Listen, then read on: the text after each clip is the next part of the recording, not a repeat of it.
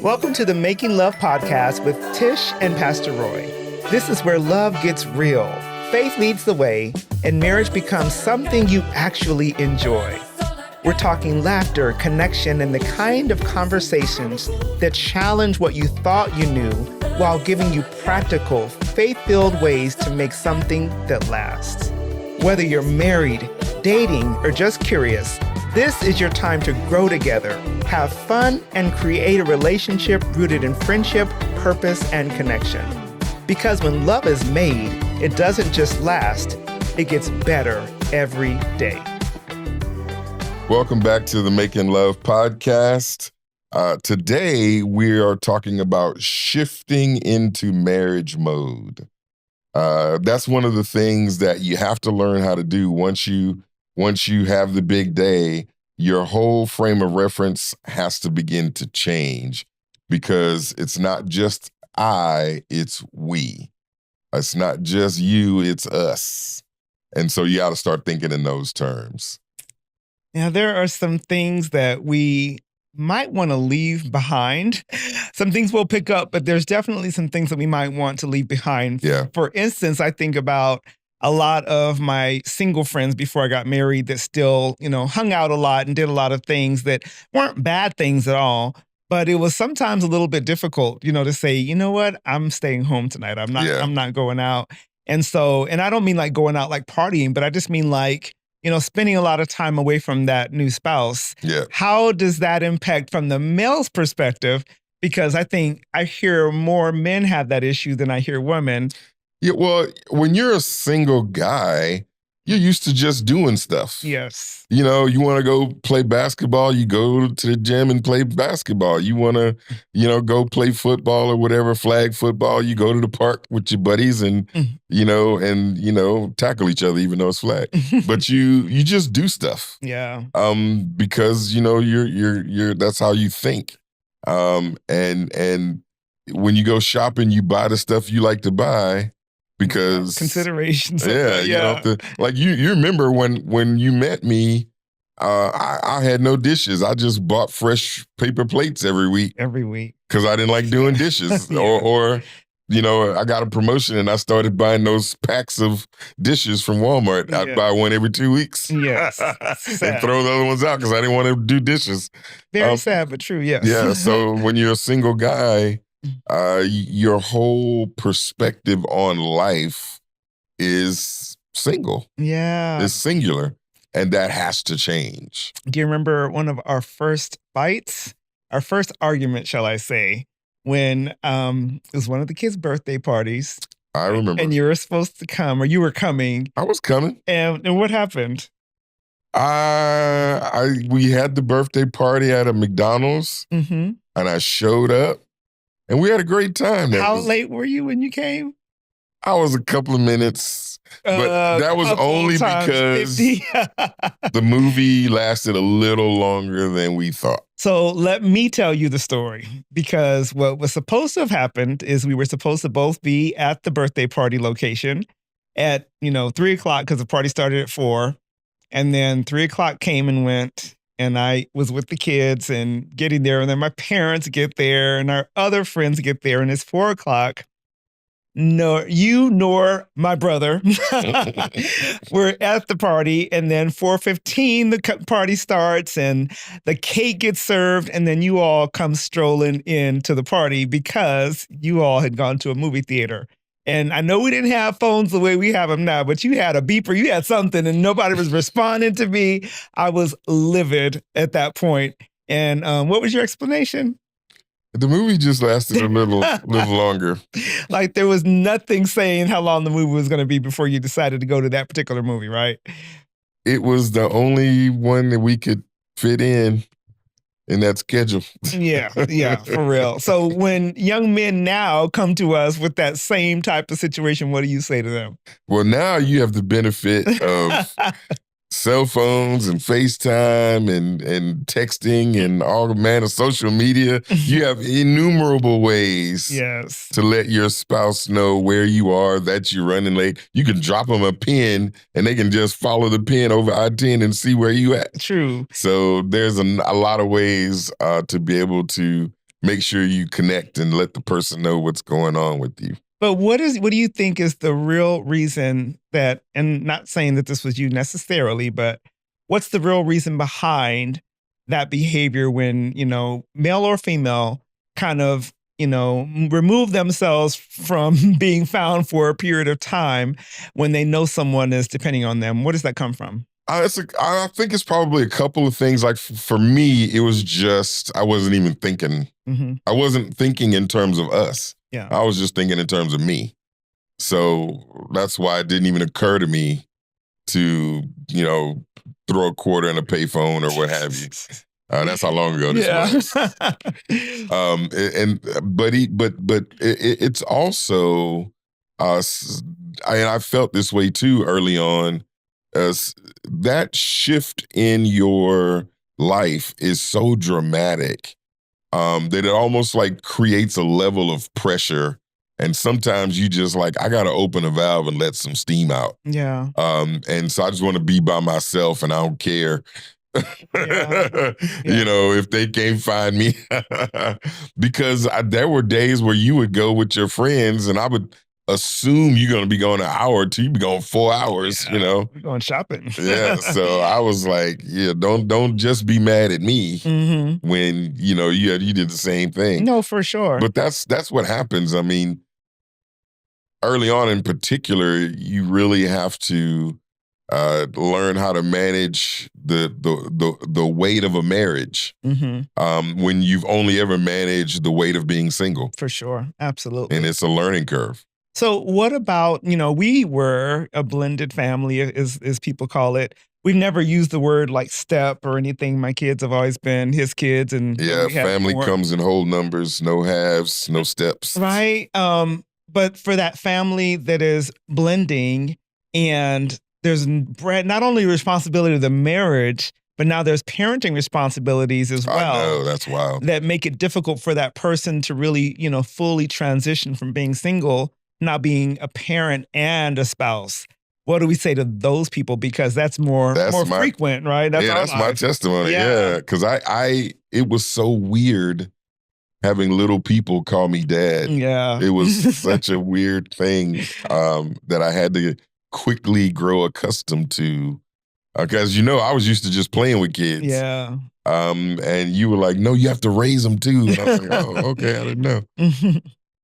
But again, it's just more things that you have to get used to, that you have to sort of transition your thinking, and you have to learn to consider more people in your decision making. Yeah. And what you really honestly need is somebody who can help you. True. Because it's hard for you to make that kind of shift in perspective on your own. You need somebody who can kind of mentor you through the transition. Right. Like, because I had several people that helped me, but you need somebody who's been there and who can guide you through the new mental exercises that you got to get used to, so that you don't go to McDonald's and just get a number 3 and come home and be like, oh, shoot, I forgot about y'all. Yeah. Kind of a deal. To automatically think in terms of my spouse or my family, and then make decisions that way. Yeah. It's hard to do on your own. It's better if you have a mentor, somebody who can help you make that transition. Yeah. I mean, that kind of leads me into just relationships at large, the kind of relationships that we have outside of our marriage that sometimes are very beneficial, like you said, when they're a mentor or someone who's helping to guide us as we're making that transition. But what about the relationships that aren't necessarily great for the marriage? The person still has a bond with someone who's not really either pro-marriage or is not really providing the best counsel for that other spouse. Right. And I was gonna say, you when you get married, you have to learn to spend time with married people Yeah. because their perspective will be closer to what yours is. Yeah. If you spend a lot of time with single people, their perspective is single. Yeah. And so they'll where you know you should call home and say, hey, do you mind if I do this? I know I was supposed to be back by this time. And just out of respect for your relationship, Yeah. they'll make it seem like, oh, you check soft, in. you ain't grown no more. You gotta call home and Mhm. ask permission because they don't have the same perspective as you do. That's true. And so you really need to spend more time with people who have the same perspective, the same viewpoint as you, and you're going in the same direction because then they can support you. Yeah. Very true. Very true. Single friends are great, but you just got to know, don't take marriage advice from a single friend Truth. who's never been married. Yeah. You know what I mean? Like that they're going to tell you the wrong things. They don't know what they're talking about. Very, very possibly. Yeah. On the flip side, I mean, I was really privileged, and I know you were as well, to have people around me that were they were a tremendous blessing for the initial stages of our marriage. You know, I have friends who, when I was in the wrong, they wouldn't coddle me and tell me, oh, girl, he's wrong. No, they would say, you know what? You need to go apologize. Yeah. You need to call your husband. You need to take care of that. And I was really grateful. Now, looking back, I'm so grateful for those people who didn't, you know, kind of allow me to stay in feelings that were wrong in the first place, or direct me to do something that would have been detrimental to our relationship.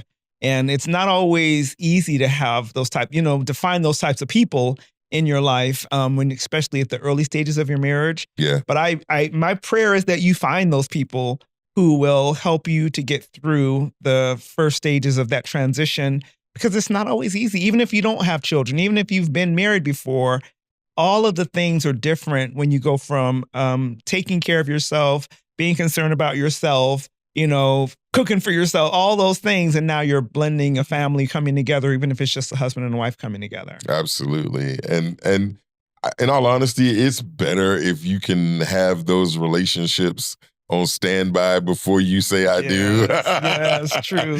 So you, right after the honeymoon, you have somebody to call and be like, okay, I'm freaking out because every time I roll over, she's right there. Like I don't know what to do with myself. Yeah. You know, it's good to have those. But yeah, you have to seek those out. And find people, like-minded people, who can just be there for you and who you can be there for. Yeah.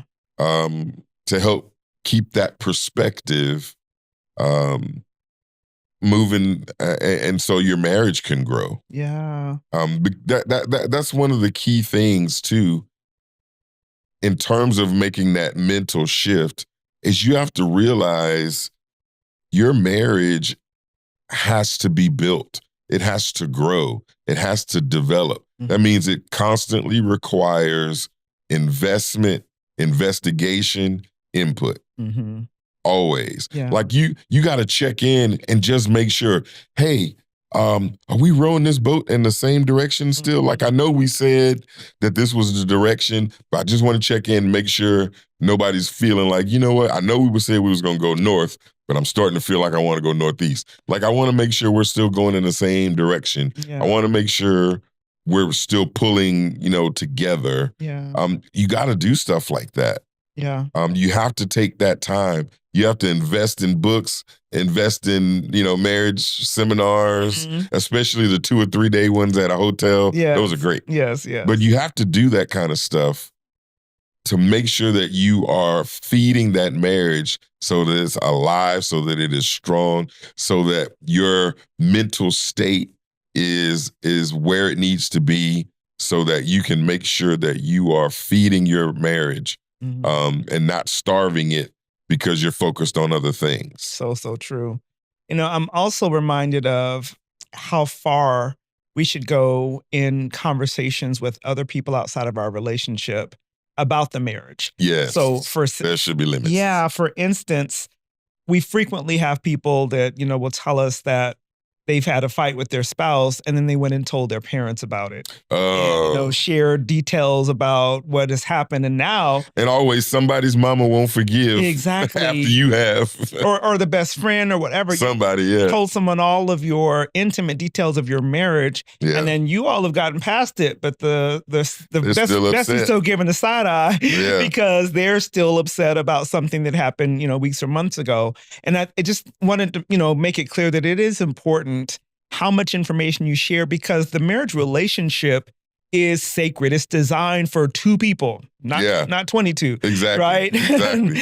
And we often cause more damage when we don't have the conversation with each other, but we have the conversation with someone else. Yeah. And we share intimate details about something that really ought not happen. Yeah. When the Bible talks about the marriage bed being undefiled, right? Yeah. It being the one place that we can be fully transparent in every aspect of the word, right? But the marriage itself is designed by God. It's a container, if you will, where we should both feel safe. Yeah. And if we now begin to take what's sacred outside of that container and present it to someone else, even if it's just in a conversation, we've really created some damage in the relationship. Absolutely, because if you give the wrong person input, you're going to start getting some wrong outcomes. Yeah. And we really have to be conscious of how much we divulge the details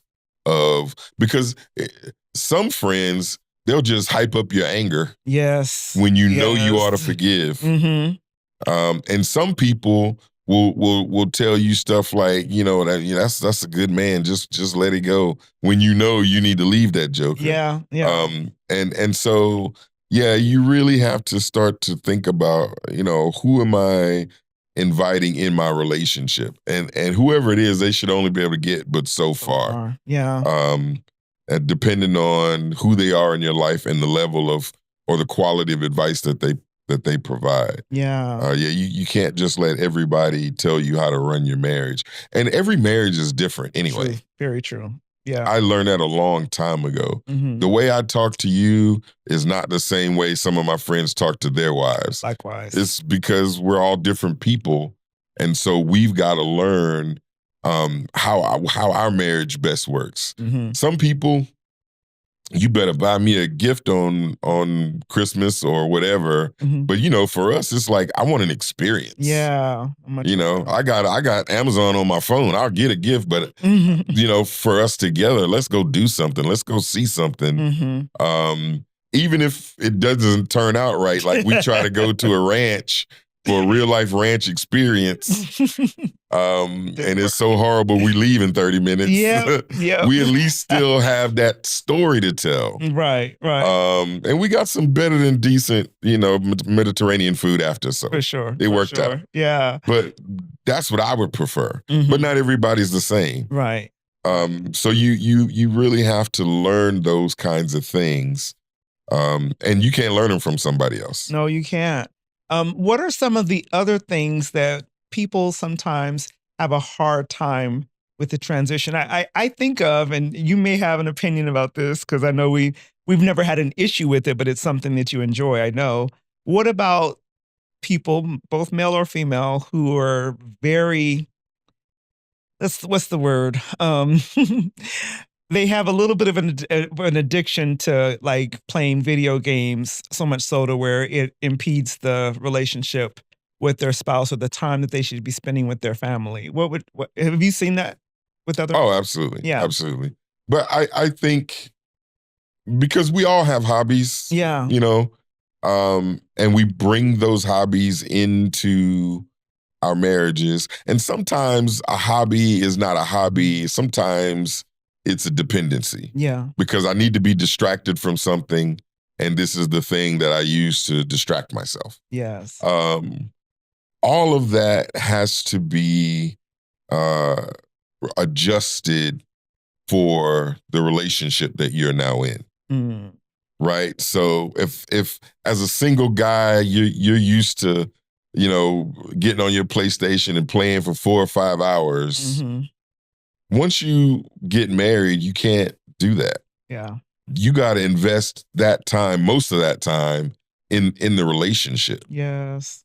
Because every single day, the person you're with, they're growing, they're being impacted, their life is, the trajectory of their life is slightly being nudged in one direction or another. And so you need to be investigating and knowing what's going on with your spouse so that you can make sure that you're staying together. Right. You can't spend all that time, just by yourself on video games and talking to, whoever on the internet. You got to really invest that time, which is not to say that you can't ever play your PlayStation. Right.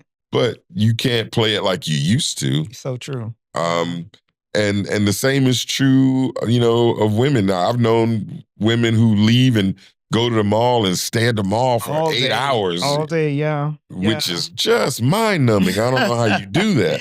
Yeah, I could enjoy it, but I definitely know that once your life changes and you invite someone to be a part of it. Yeah, they have to be a part of it. Yeah, and there has to be some changes made. I see the same thing with, women who maybe go on a girls' trip. And again, that's fine every so often, but it's not something that you do every weekend, right? Right, yeah. Because your girlfriends, they don't have the same responsibilities that you now have. Absolutely. Or, it's a new investment that we want to make in the relationship. Unless you don't care about your marriage. Unless you don't care about your marriage. That's just the truth. One last thing I do want us to kind of talk about, because, when we're transitioning from being single to being married, some of the things that people do in order to gain the love and the affection and the attention of the spouse, sometimes after they get married, they don't do it as much. Yeah, that's a raw deal. It is. And I think that it's really important that we continue to share feelings and talk to each other, and all of the things that made them fall in love with you need to be the things that we continue to do. Yeah. And in all honesty, it's not even just a continuation. Yeah. There needs to be a progression. Absolutely. In those things. Yeah. I've seen where women had gotten so accustomed to being told they're beautiful, and, maybe they are getting these beautiful gifts and all of these things. And then after they're married, those things stop. Right. And, what I've found just in talking to other women, that there are other people, at their office or when they're out and about, who are still telling them that they're beautiful and they look great in that outfit. And now at home, it's not happening as much. And even when it's not intentional, sometimes you begin to desire that attention elsewhere because it's not happening at home. And so when you transition from being single to married, you don't want to drop off the things that caused your spouse to be attracted to you in the first place. Absolutely. Yeah. And before we close out this podcast, let me tell you, you are beautiful. Oh, thank you. I love you. Oh. And I feel like if we can start to use some of these small little tools that we talked about, young marriages will have a better foundation. Yeah. Because if you can readjust your life for that person you brought in, and also readjust your perspective for that person you brought in, that is going to put you so far ahead of the game in terms of making love and making your marriage work. Right. It's gonna be so much better. So true. People often think that, love is this esoteric kind of, thing that's not a tangible. It's not something you can actually like put your hand on. But, when we talk about this podcast called Making Love, we're talking about making love, building love, creating love with intentional things that you do on behalf of the marriage. Absolutely. So I really do hope that something that you heard will be beneficial for you, and that that because your life has shifted, from being single to being married, there are some amazing things that can grow from that. Absolutely. Put these things into practice and take the time to intentionally get to know the person that you're married to, get to know that new person who's entered your life, especially if there are children. It's really important, I think, for children to see their parents interacting with each other, especially if the marriage is new. Yeah. Because we have more blended families now than we have families who get married and then they have their children. So it's important. And the last thing I want to share is this. Love is practical. Yeah. Practice it, and you'll get better at it. Love that. Hope you heard something that blessed you and blessed your marriage. We'll see you next time. Bye. As we wrap up today's conversation, remember, marriage isn't just about getting through life together. It's about truly knowing, supporting, and enjoying one another along the way. When you create your relationship on faith, true friendship, and intention, love becomes something that grows stronger every day. If this episode spoke to you, share it with someone who means the world to you, and keep leaning into the kind of love that lasts. We'll see you next time in Love Podcast with Tish and Pastor Roy.